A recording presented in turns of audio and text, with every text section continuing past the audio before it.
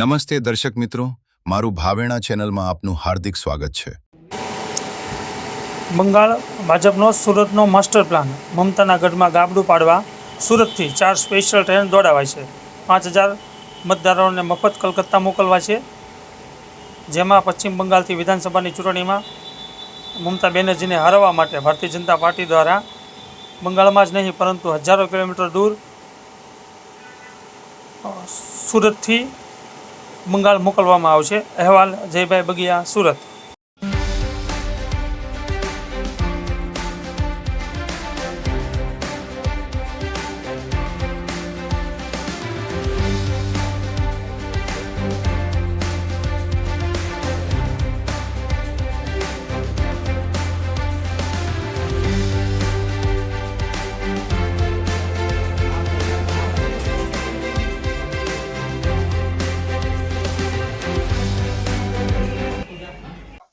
આપનું નામ?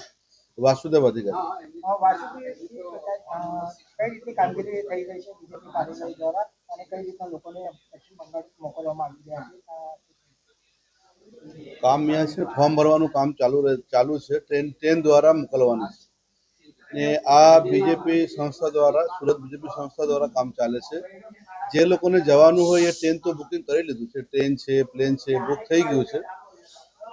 પણ અત્યારે જે ચાલે છે ને, જે લોકોને ટિકિટ નથી મળતું એ લોકો માટે કામ ચાલે છે. ટિકિટ જવાની છે પણ ટિકિટ નથી મળતું ને અહીંયાથી 100% અમે કોશિશ કરીએ છીએ ત્યાં જઈને બીજેપી સરકાર, ભાજપને જ વોટ આપે ને ત્યાં મોદી સરકાર લાવવાની છે ને બધા જનતા બી જાગી ગયા છે.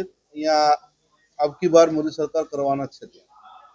કેટલા લોકોએ ફોર્મ ભરી દીધા છે અને કેટલા લોકોને સિલેક્શન થયું? ફોર્મ તો આવી ગયા છે, 6,500-7,000 ફોર્મ આવી ગયા છે, પણ 4,500-5,000 ફોર્મ કમ્પ્લીટ થઈ ચૂક્યા છે. 4 ટ્રેનનું પુષ્ટિ થઈ ચૂક્યા છે. લોકો શું કહી રહ્યા છે ત્યાંની સરકાર બાબતમાં અને કઈ રીતના જવાબ?